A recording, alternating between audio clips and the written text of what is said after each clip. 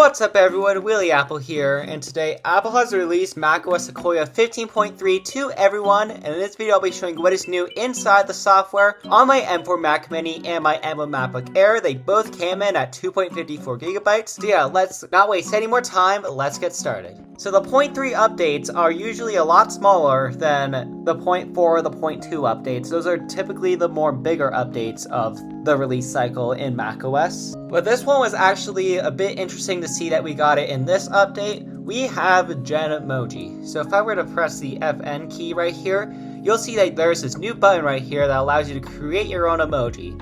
So if pressing continue, you can describe what your Genmoji will look like. So let's just say nerd with a car, because why not? And it will just take a while to load, and there it is. It actually was a little bit quick, and it actually puts all the emojis in Apple style. It does a pretty good job, actually. So I'm not sure why some are police officers, some have suits on. I don't think nerds really do that.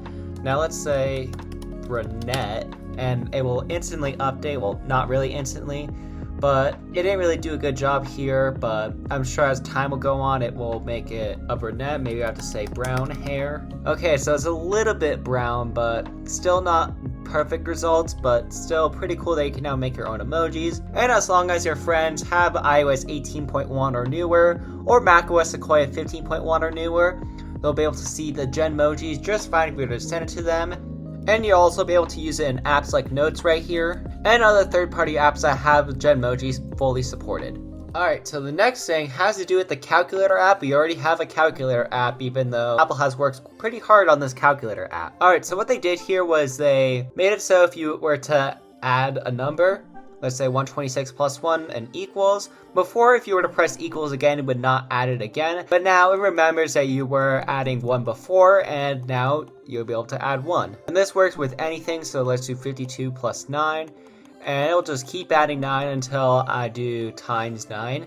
And now we'll keep doing times 9, which is a pretty fun feature, I would say. And you can even overload it eventually if you were to just keep doing this. Yeah, and eventually you'll get an overflow error, but still pretty cool that you can now add a lot more numbers inside the calculator app. Now the next thing has to do with notification summaries. So now if you were to have notifications, they'll now be italicized on macOS. And there will also be a more obvious glyph that it was summarized. And speaking of summarized notifications for news related apps, they have been temporarily disabled. The reason is because Apple Intelligence has gotten them wrong, and Apple's probably trying to work on fixing it right now. Unfortunately, now the next change also with Apple Intelligence has to do with it being on by default for everyone. So yes, you can still turn it off, but you don't need to be in a waitlist anymore. Now I haven't seen anybody talk about the image playground quite yet, but it looks like that and when you update your Mac, it will now be on by default. So keep it in mind that if you turn it off,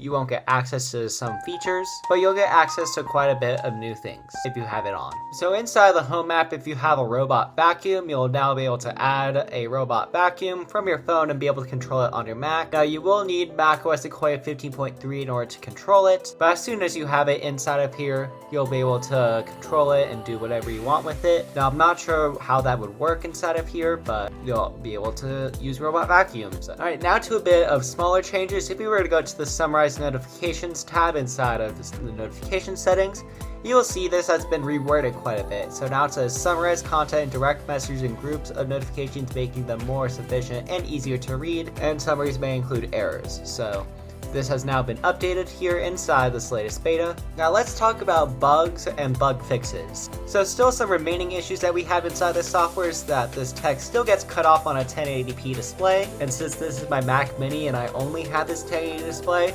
this is pretty much an issue I always have at this point. And now also with the clock app, if you were to try to set an alarm, the alarm still fails to ring when your Mac is locked. So this doesn't happen all the time, but it happens still quite a bit, a lot, unfortunately. And there are no new SDKs in macOS 15.3, so expect all your apps to work perfectly fine in this software if they worked fine on Sequoia 15.2. And I don't appear to have an issue anymore where if I were to just tile a window pretty quickly, the window will glitch out. So thankfully I don't have that issue anymore. It was very annoying that macOS thought they were unaligned quite a bit, but now if I were to just move a window, it will move it where I want it to, not being about an inch apart from where I want it to, and not being able to full screen if I were to do that.